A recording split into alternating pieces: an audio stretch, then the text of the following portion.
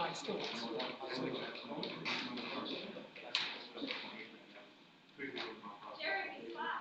I know.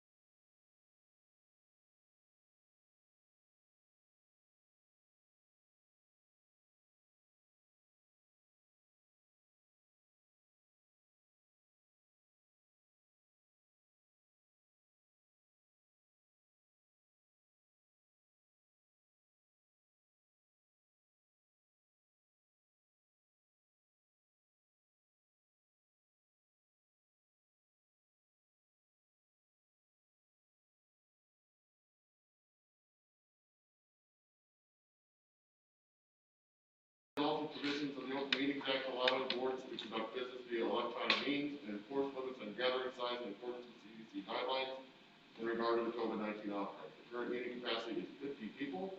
Masks and social distancing are required to attend the meeting. Rise to the Pledge of Allegiance. States of America, and to the republic for which it stands, one nation, under God, indivisible, with liberty and justice for all. We have a roll call. Dr. Bidwell. Here. Dr. Ferris. Present. Mr. Gilmore. Here. Mr. Headley. Here. Mr. Homo. Present. Mr. Maselli. Here. Mr. Parisi. Here. Okay, the first item of our business tonight is our consent agenda. There is also an addendum, personnel addendum, which in board book should be included as part of your board book material, for you to review. I'm going to pull item 1.1 for separate consideration. And if any member would like to review the consent agenda and wish to pull any other items, please let me know.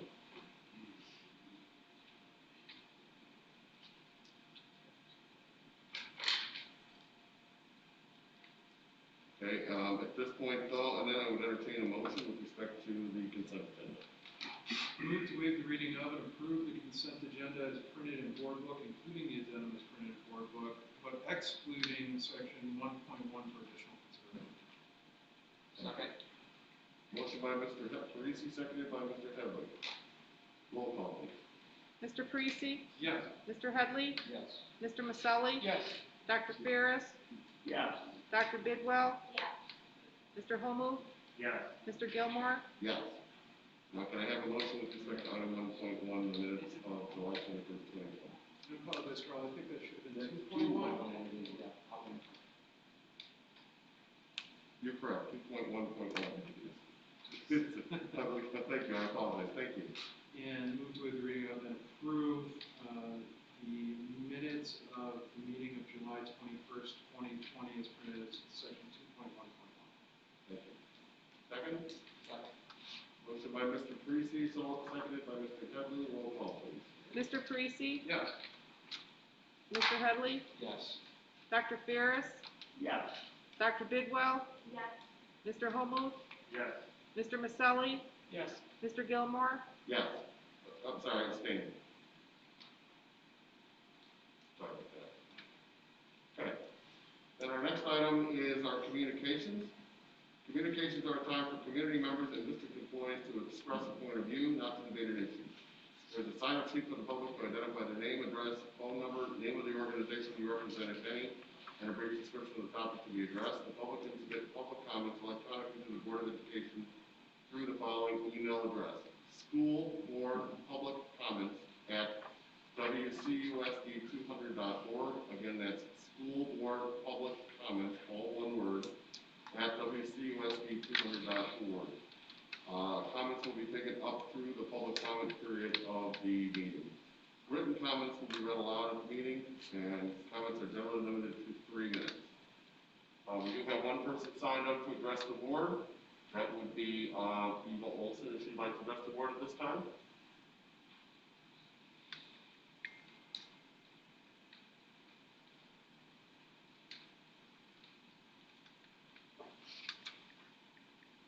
Good evening. Can you guys hear me okay? Yes. Yes. So I am going to talk a little bit about a couple things, but one of the things that I want to kind of let you guys know about is looking into the future of remote learning and in person.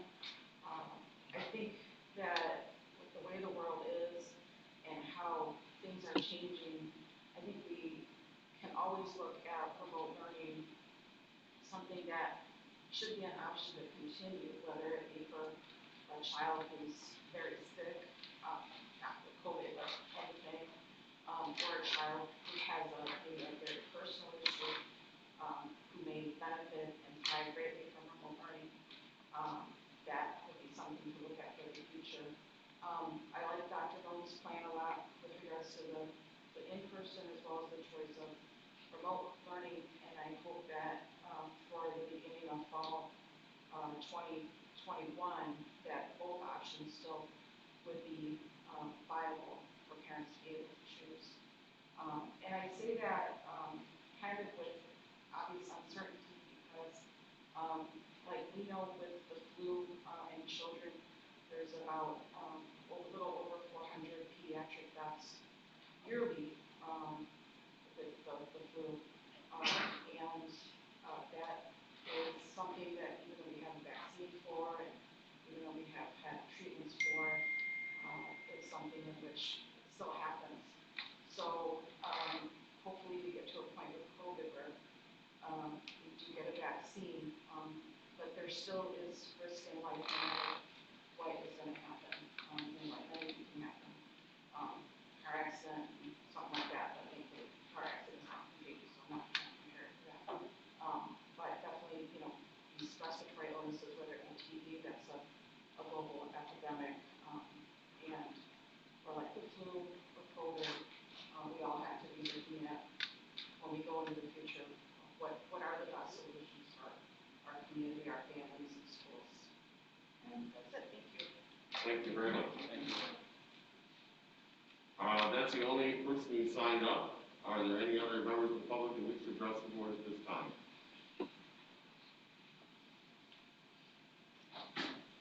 Do we have anything from the, No email, no. And at this point, we'll move on to staff comments. Are there any staff comments?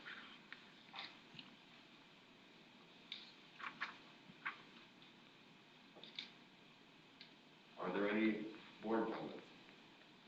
I know we're not there yet, but I'd like to thank the administration for all the work they did addressing our concerns on the at-risk students. I was really impressed with how much work you did and how quickly you did that, so thank you very much.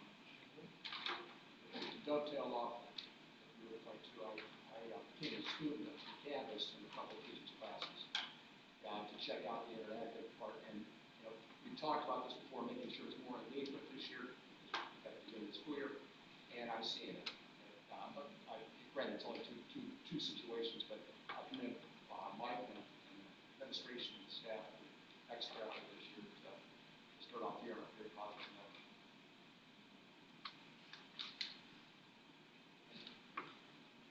Any other board comments? Okay, then at this point, we'll move into the superintendent's report. All right, it's kind of been alluded to here. We've got our first day of school this week. We had a good day. We're off to a strong start. Very excited to have our new remote learning system up and running. We had 3 great days of staff last week, and our teachers continue to work hard to create the most positive experience possible for our students. As we continue to grow remote learning, we look forward to the coming weeks and our students and continued growth of our plan. And, as we talked about before, our teachers have really put an incredible effort in. Really all summer, specifically the last month or so, really studying remote learning and looking at all the different ways to engage our kids and further our learning in a remote setting. So kudos to all our staff and our administration for working so hard to get everything ready this week, and to our families and our students who jumped in this week and we're ready to go. Parents, I worked all weekend with our staff to make sure everyone was ready for Monday. So congratulations all the way around. We really appreciate everyone's efforts. Just an update, we're again offering breakfast and lunch for our free and reduced lunch families.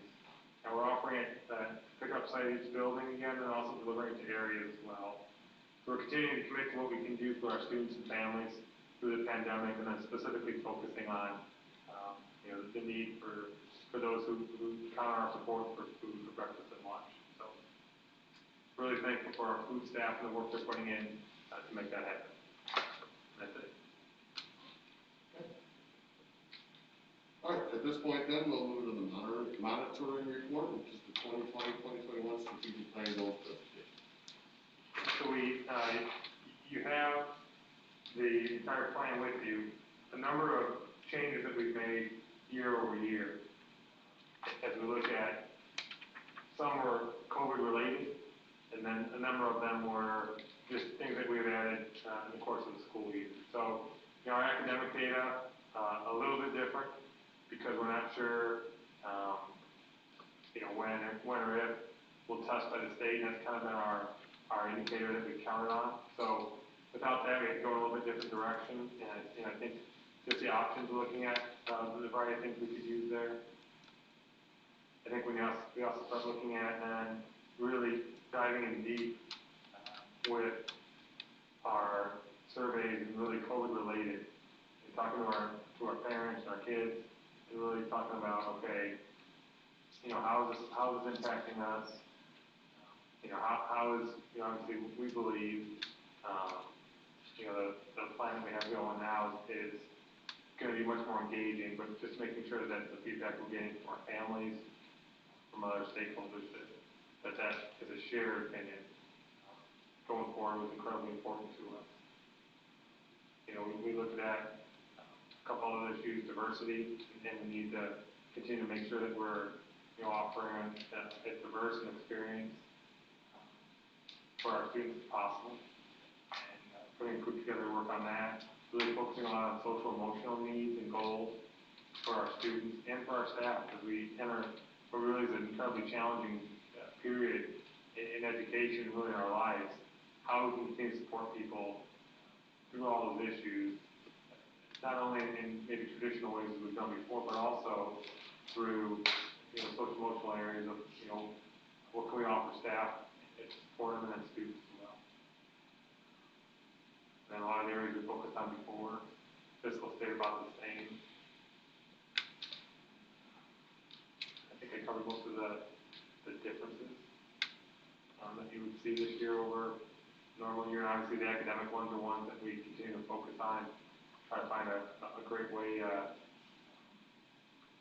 to measure at some point growth and then also next step. How do we continue to grow from this experience academically and what we've seen, and however long our remote period lasts. And we talk about the superiority of what we think we're doing right now, still the same as live instruction. So how do we get to a point where we can really dive in and figure out how we continue to grow from that experience? That's really, again, the process for this is we present it for you tonight, take your feedback for your next draft in September, the first meeting, and then they ask you to approve it the second September meeting. So at this point, we're definitely taking any input, ideas, anything else the board would like to see or revise. Something that actually was just brought up to our attention, and it also makes a good point. This is not necessarily the worst thing that can happen. There may be strategies in which remote learning is actually an improvement over what we've got. And we know there are certain things that are probably going to improve. Our attendance, we're not going to have hordes of kids out with donuts because they're not going to be sick. I mean, that's an opportunity that's being presented to us that this might be an alternative if somebody has to stay home sick. Absolutely. Yeah. And that was just brought up, and it is a good point, and it might be something we want to try and integrate in the strategic plan is to use remote learning even when we're done with COVID. Sure. In a way that enhances education. So highlighting those things or identifying those things over the course of the year might be a good part of the strategic plan. We can add that in for sure. Any other comments with respect to the strategic plan? Well, about what you said, Carl, when I read that, I thought, wow, we could, and as you spoke, I thought that, we may never have a weather day. That's a good point. I mean, that's a big plus for something we could glean from all of this. Yeah, we can definitely add that for sure.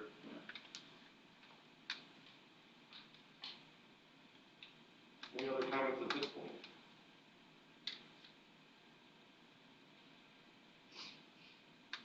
Okay. If there are no other comments, we'll move on. As always, Dr. Moon will continue to accept comments. If you want to email something, want to email it to him, or want to bring it up at it's not the next meeting, it'll be the following meeting when we approve it, correct? Well, next meeting, you can also bring it up, because we'll bring a draft, but until you approve it, it's always draft form, so if you have anything, let me know. But we'll definitely we'll add that piece to the next draft that you see. So whenever you have any comments, if you want to send them over to them, or bring them to the meeting, and the first meeting in September, we'll discuss them.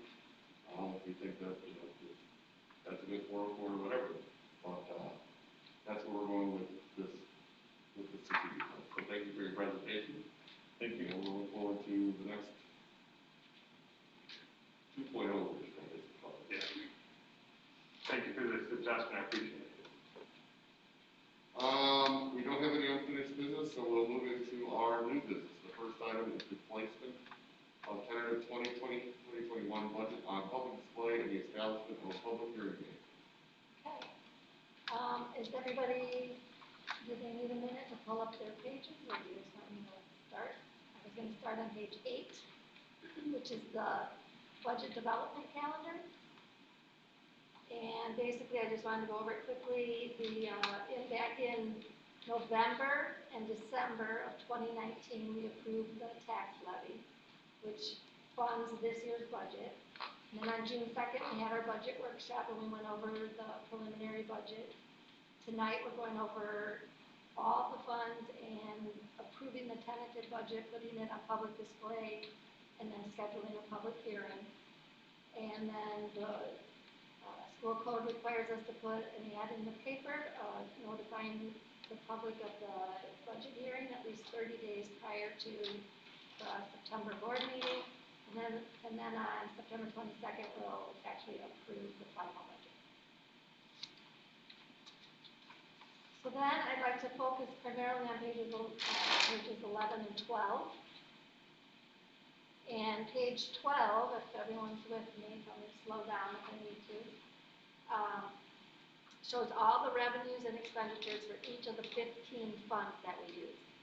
However, we have added a new fund this year. Last year we added a new fund, Challenger, and this year we're adding Fund 18, which is the activity fund. And we have to do that according to the state and the new GASB, which is Governmental Accounting Standards Board.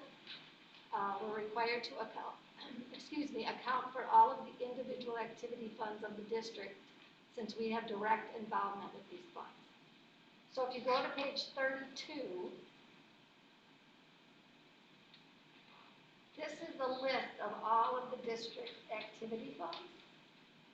And you see them every month when we look at the financial report.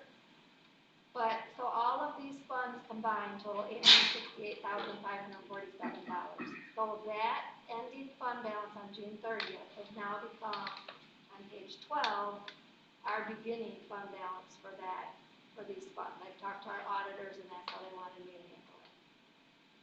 So, given that, then I just estimated that we'll spend about $1.2 million. We'll bring in $1.2 million, and we'll spend $1.2 million based on that page 32 that we just looked at. So that's something new that we've never seen before. So also I just wanted you to know that the budget has been developed based on normal conditions or a normal school year, and we all know that there's many unknowns that will impact this budget as we go forward. Page 14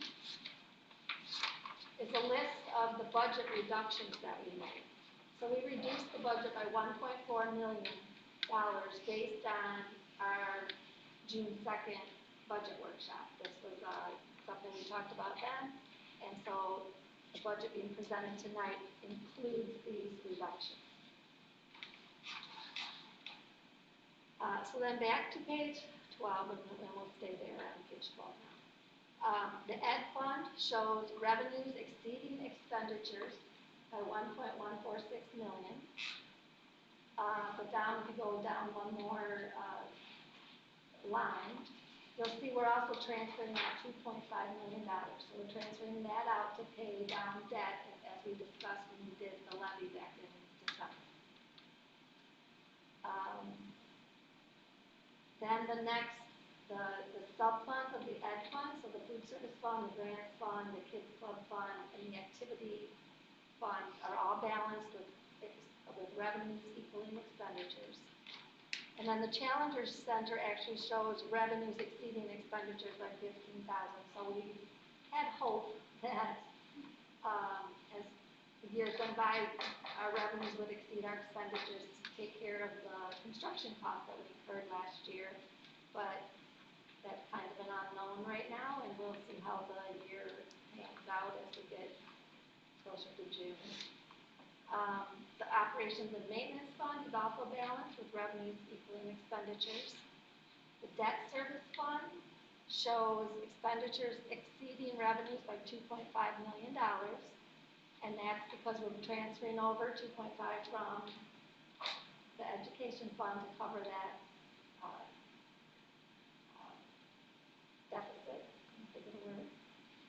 And then we're also transferring over about 30,000 from the developer impact fee to cover the bond payments that are due. Fund 40 shows expenditures exceeding revenues by $517,564.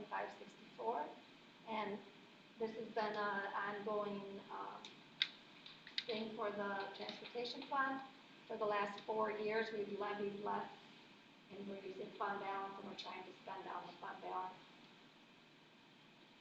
The IMRF and Social Security funds are also both showing expenditures exceeding revenues. This is, again, an effort to help lower the overall tax rate to spend down reserves and use funds as necessary. The developer impact fee fund shows revenues exceeding expenditures by $30,300. However, I just talked about the $30,000 transfer, so we should end the year with about $300. Working cash just shows $436,000 of revenue coming in. That's like our savings account. We can use those funds when things like if the state delays money or we need extra, if we're not getting in the money we need, we can use the working cash fund for those types of things. And then the Tort Immunity Fund shows expenditures exceeding revenues by $200,303. This fund is used to pay our liability insurance, our workers' comp insurance, and our unemployment costs. And our insurance renewals have actually been down, and our fund balance is starting to get larger, so we're again levying less, trying to control the tax rate. And then the last fund is the Life Safety Fund, and that's to do our life safety projects. Right now we're working on the roof at Northwood, and several at various sites we're doing concrete work and site improvements. So those funds will get spent down over with the summer projects that we're working on. So overall, revenues are up 4.1% from last year, but if you back out that activity fund of $1.2 million, and I didn't talk about this in the grant fund, but we also increased the grant fund $600,000 for the CARES money. That's the Coronavirus Aid Relief and Economic Security Act. We received about a $668,000 grant. We spent some of that last year. There's $600,000 in this year's budget. So if we back out those two things, the overall increase is more like 2.2%. And then if we look at our total expenditures, they are up 3%. And again, if we back out the $1.2 million and the CARES, it'd be up 1.2%. Let's see what else. Page 15. So are there any questions on the overall H1 budget? All right. The only other thing I might mention is 3 operating funds, which are on page 16. Total revenues are up 2.76%. Total expenditures are up 2.14% compared to last year for the same that we just went over. All funds are balanced according to the board's parameters and assumptions that we always talk about in December. And I think we're in good shape to start the new year, but as I said earlier, there's many, many unknowns that we have to work through throughout the year and just carefully monitor the budget each month as we always do. So are there any questions? Then if not, then we need to approve the public hearing. Okay, are there any questions or comments regarding the proposed budget?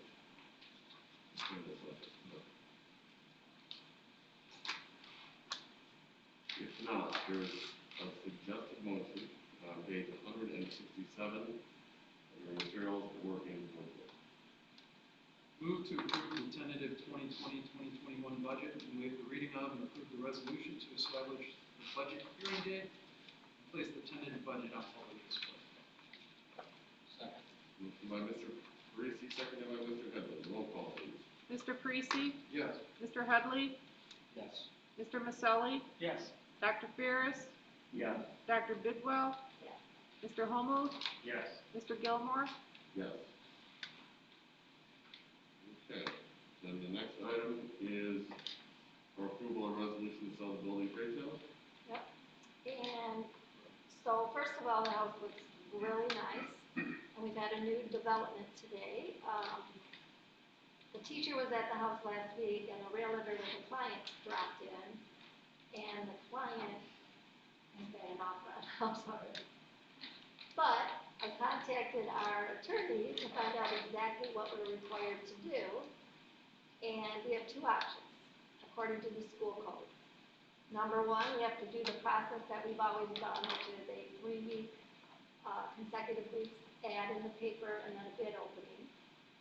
Or we can bypass that process and just go straight to a realtor, and they have to list the house on the MLS for at least 14 days before we can accept an offer. So the board has a decision to make, and I brought a resolution for each type, each option. The offer we got was exactly what we wanted. It's what we were going to list it for, if that's what the board had chosen. It's very unbelievable. Is there a contingency on an offer? That's a good question. I didn't look at that. It's too easy to- You can't accept the offer, though, besides, I'll make sure we're clear, the two options are to go through what the law changed since the last time we sold a house. The 3-week, we put in the paper 3 weeks, and then we do an open bid, and then, if it meets our qualification, you can do it. Or now, we can just choose to go to the realtor. Then on the downside of that is then we pay realtor fees. But then the realtor handles it. Sounds like we got an interested party right now, and then, after 14 days, we could come back and offer with you. So those are the two options on the table. Yeah, we can't approve, because I asked the attorney, can we approve the sale and approve an offer, and we can't do that. Has that been relayed to the bar? I've been talking to the realtor. What's the So- realtor here, 3%, 6%? Probably 5 and then. We usually estimate 5, the most 5. The realtor though, they've already. Well, they're going through a realtor, so, they'd have to put a bid in without the realtor. It's fine, it makes it good for all of us. My only concern is, when I ask that question is, we say, okay, let's go right to the realtor, and there's a contingency, and that doesn't work. I don't think there's a We didn't contingency. do our 3 weeks where we could have had an open Yeah, bid. they have a letter from a bank saying they're approved and there's no contingency. Why was the bid, we can do that, the house looks, it looks good, it's in good shape, and the realtors tell us they like it, so, in the market seems to be pretty good, I'm not an expert, of course, that's what we've heard. The two realtors we've been talking to, if we were to list it, we would both say this house will sell within days. I would agree with the 3-week listing. Because you might get a bidding war on it. I know lots of houses have been going for about the asking price right now. You mean the newspaper day, or, right, Right now, like, this is going to be for 3 Yeah. weeks. that's what I think too.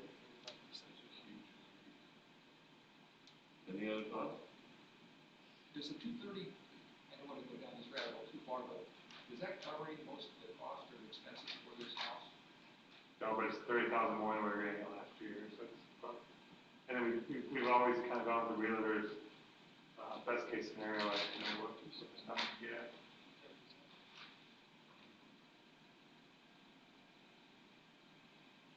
And if this person really wants it, it's just an extra week, right? That has to be listed in the paper. Yeah. 7 days. If they do which option? Right. Which option? The newspaper. The paper one. No, it would be, we wouldn't even be able to open the bid till September 21st. But they would have to wait for 14 days anyway, right? Right. So they either wait 14 days or they wait like 30 days. It's some alternative. Yeah, okay. Because we got independent, we use independent. We couldn't get in probably on last week, but the first one, because there's 3 consecutive weeks.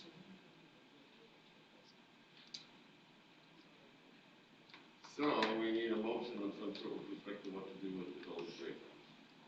The resolution that we have in board book is the publication that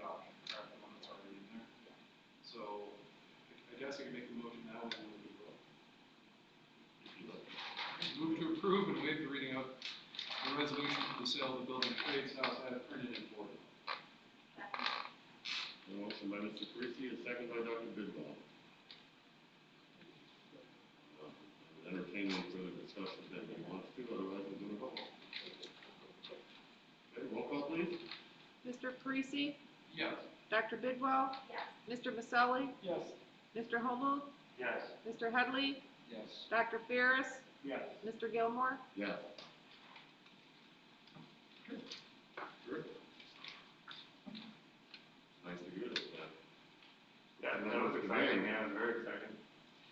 Okay, our next item then is our, approval of the 2020-2021 debt survey. I just want to walk through this because we did make some changes, after we spoke to the board. And I want to make sure that there's the changes you want, because one of the questions had significant changes to it. You want much more detailed. And I think that was the tone we thought you wanted, but I also want to make sure.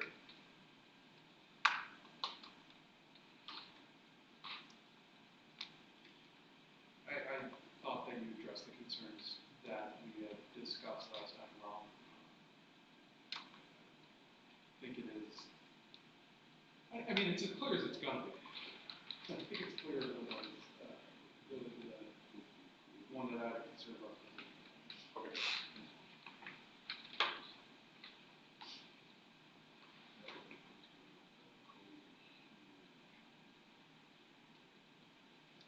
Any other comments regarding the debt survey?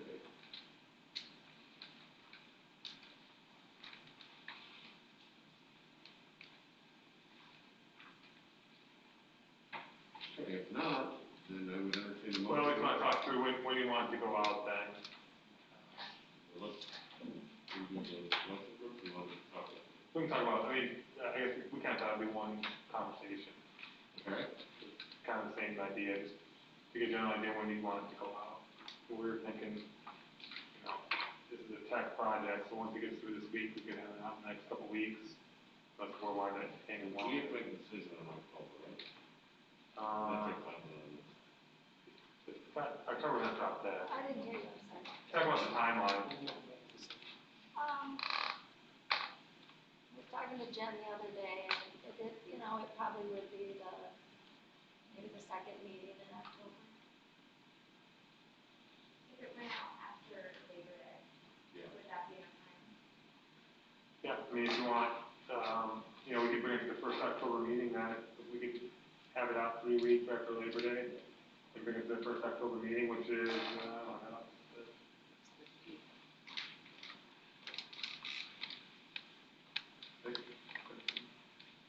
Six? Six. Yeah, so we could keep it open, Labor Day's late, so it's 7th, we can open the 8th.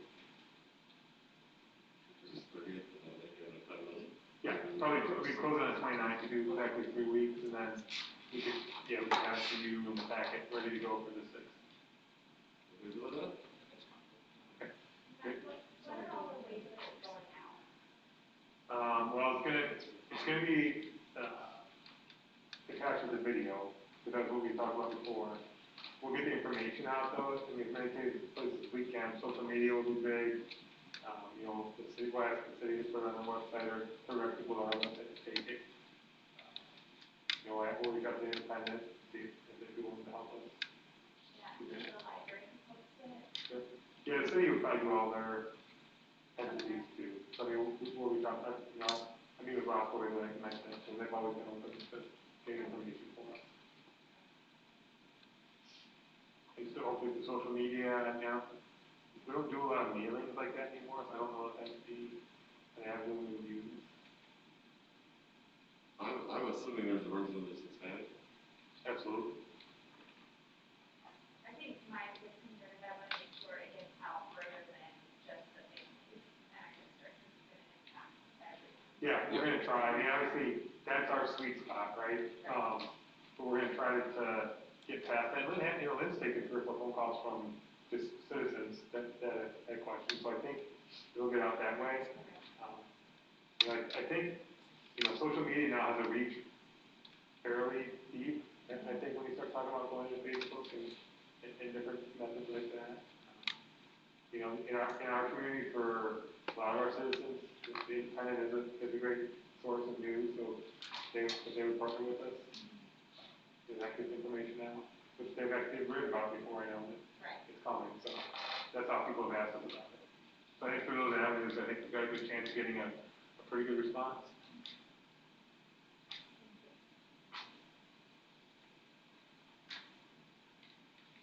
Any other discussion? Anything else? No, I think we're good as long as the board feels good about it. All right, if there's no other discussion, there is a suggested motion on page 246 of your materials or endorsement. Move to approve the 2020-2021 debt survey for distribution to the District 200 community. Second. Motion by Mr. Headley, seconded by Dr. Ferris. Roll call, please. Mr. Headley? Yes. Dr. Ferris? Yes. Dr. Bidwell? Yes. Mr. Parisi? Yes. Mr. Maselli? Yes. Mr. Holmut? Yes. Mr. Gilmore? Yes. Okay, then the next item on our agenda is a review of the fall 2020 student support plan. Yeah, so this is, you know, the board had asked for this specifically, when we talked about going back remotely. And so we've identified, we worked with staff to identify a number of areas we thought to potentially start bringing some students back, in very small groups, traveling only in small groups, really trying to maximize our options while also keeping the safest environment possible. So our low incidence students that'd be our first group we want to reach out to. And there you're talking about a lot of our immediate families that really need and look forward to support. We can provide them in a number of ways. So for those students, we look at providing, you know, everything from speech, occupational therapy, vision and hearing, and social work services. We'd offer that to 80 students. You know, in all these areas, we don't know how many will take it or not, but that would be the offer. Then elementary, some social emotional groups. Again, bringing kids in that have been identified as having some social emotional needs. Some probably as a result of COVID. Some that have existed before COVID or been magnified during the pandemic. Below grade level readers, we bring those students in as well, although about 100. Social emotional group for middle school students. Again, middle school and high school, we really looked at the transition years. 6th grade and 9th grade being areas we really wanted to focus our energies on. Because you're talking about kids going through the pandemic, you're talking about, you know, all the things remote learning bring with them, and now also a transition. You know, there's a huge transition, you know, to middle school and high school. So we really wanted to focus our energies there and reaching out to kids in social emotional groups, both the 6th and 9th grade. And then, you know, our freshmen on track, the high school transition from an academic point of view is an area that, quite honestly, in the spring, we wanted to put a little more energy into. For whatever reason, our freshmen, we struggle a little more to get them engaged. And I don't think it was that freshman class, I think it's the freshman year, and that's completely transitioning. So we want to put a lot of energies there academically. All these numbers are estimates, and there are so many factors. It's such a fluid situation. I mean, someone getting sick, right? A staff member knocks out a program in a building. And so it's fluid, but we'd love to get it started and try to get some of these kids back in the building in small groups to see our staff. Our staff's excited about it, and how many of the parents, the families that we talked to are. So I hope this is what the board had in mind. What is the plan for the early intervention for preschool? To bring them back. I mean, are they, what kind of services are they going to be getting? Because I know a lot of them are getting speech and developmental delays. I mean, I think a lot of that's basically what they were offering before, because they do the small groups to start with. You know, that's a population that, you know, for our non-tuition students that have to qualify anyway. Right. So I think we felt like we had a good handle on that. And again, the services provided, and a lot, and the IEP minutes, what you're talking about basically, are still being provided, except for the low infant, they're still being provided electronically. These are a lot of on top of services. So I think we feel like those services are still being provided. I guess, I wanted to echo what Bruce said, I'm really impressed with what you're able to put together with all those concerns as quickly. And I think I can assume that this is, and some of the numbers are in conjunction with talking to the staff members who would be staffing. It only works if staff, yeah, I mean, that's the whole thing, it only works if staff comes, and that's why it's fluid, because, actually in the middle school one, Northwood, we had an incident with a staff member, so I don't know if we can run it right away in Mechanic Creek side, so, it's incredibly fluid there, but it only works because the staff's willing to do it. And I was gonna say, I think, obviously, staff and student safety are gonna be paramount with this, and I think we should just, I guess I just want to say thank you to the staff that is willing to step up and is looking at how to do this safely and make this available for the kids really need. Yeah, it's a testament to our staff and their ability to step up. Lisa Pearson and our special ed staff worked tirelessly on the plan, trying to see who we can reach out to and how to best do it. We're excited about getting small groups back in as soon as we can, knowing that it's fluid and that safety's got to come first. We think in those small groups we can do that. Everyone's 6 feet apart on the bus, 6 feet apart in the building the entire time. All the factors that we talked about. In terms of things like masks and so forth, they would be required.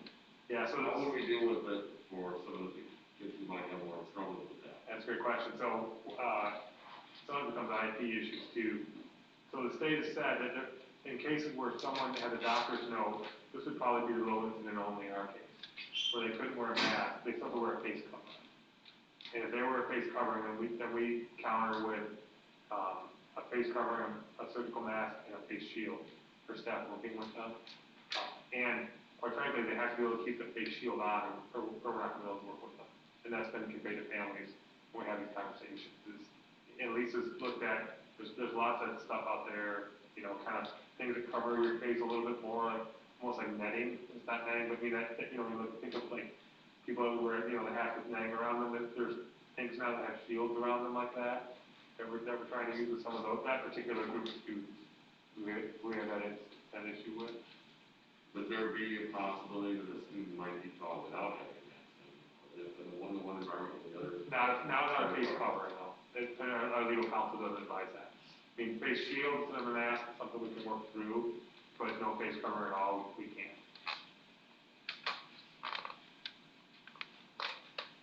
And these would all take place at their normal place of school? The high school kids at Woodstock High School will be here? If that's spread out a lot more than they might move. Yeah, I mean, small groups, one group at a time, 6 kids in a classroom, absolutely, and for a short period of time. So that's how it works, right? And, once a week for a social emotional group, that the academic support must have figured out maybe twice a week. But because it's not a big group of kids, not all the time, we can do it. Talk to Steve when we clean. If we have back-to-back hours, we'll use rooms that are next to each other so we can alternate. So we don't put the pressure on the staff either of, okay, now you have 10 minutes to, the most you'd have is an hour to clean a couple rooms before you have more kids come. So principals have worked that out also. And these families too. These numbers are an indication of what we can offer because of staff. We have to see how many families we work, because it is breaks up the day. We're willing to transport, but there are other issues, that we're counting on them to do that. When do you foresee it getting up and running? The 31st is my goal. So if you give me a go tonight, that's the number, that's the day we've been shooting for. And also, this is going a little bit further, I would sort of like this follow from the legislators to kind of see Absolutely. how's it running, are we getting, what kind of feedback are we getting on the kids who are being utilized in this unique situation? Yeah, absolutely. Does anybody have any concerns they wish to express to Dr. Moe at this point? Or any other comments or anything else that the agenda indicates it's an information report, so we aren't voting on it. Right, I just wanted to bring back to you to do that. If we have any other questions or concerns about it, does anybody have any concerns they want to express on it? Thank you. Again, nice job. Yeah, Comparison's absolutely great. yeah, we want to thank the board for their support and thank our staff who stepped up. It doesn't work out the staff. They are it's like everything that happens instructionally, they're the ones that make it happen. And on this, they're carrying the heavy load. We really appreciate it. Okay, then we'll move on to our approval of the insurance committee recommendations.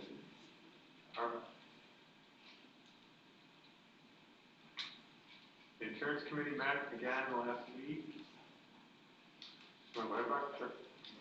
Good evening. Our insurance committee met. Our committee is made up of members of administration, members of each collective bargaining group represented by our unions, and 2 board members. Our insurance consultant we've had for many years, the Horton Group, was there to provide information on 3 renewals and 1 plan change. The renewals that are up for this time period are reinsurance, our dental plan, and our life insurance. And the plan that we look to change was our RX prescription plan. The Horton Group provided current performance on our plans, market trends, and then some recommendations. The committee then asked questions, discussed those recommendations, and then there were 2 unanimous votes to accept those recommendations and to present them to the board. And those are that we renew the Optum reinsurance, the Delta dental insurance, and the Boyle life insurance. And then, pardon me, the new RX plan is that of changing from flex scripts to prime therapeutics. Anybody have any questions for Brian?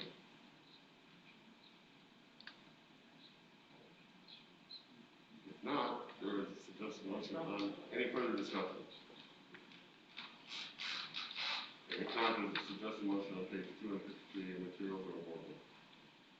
Move to renew a contract with Optum for the district's reinsurance plan effective October 1st, 2020, Delta Dental effective January 1st, 2021, and Voya Life Insurance effective September 1st, 2020, and to change the district's RX plan from Flex Scripts to Prime Therapeutics effective October 1st, 2020. Second? Second. Second by Mr. Motion by Mr. Priest, second by Mr. Hadley. Roll call, please. Mr. Parisi? Yes. Mr. Headley? Yes. Mr. Holmove? Yes. Dr. Ferris? Abstain? Mr. Maselli? Yes. Dr. Bidwell? Yes. Mr. Gilmore? Yes. Okay, that is all of our new business for tonight. We'll move into our committee reports. Are there any committees to have anything to report at this time other than the science committee? Hearing none, then our next item is our closed session. I'm going to ask for a motion for closed session. I know it's going to be long, but please state the motion exactly as it's written in your agenda. Entertain a motion to go into closed session.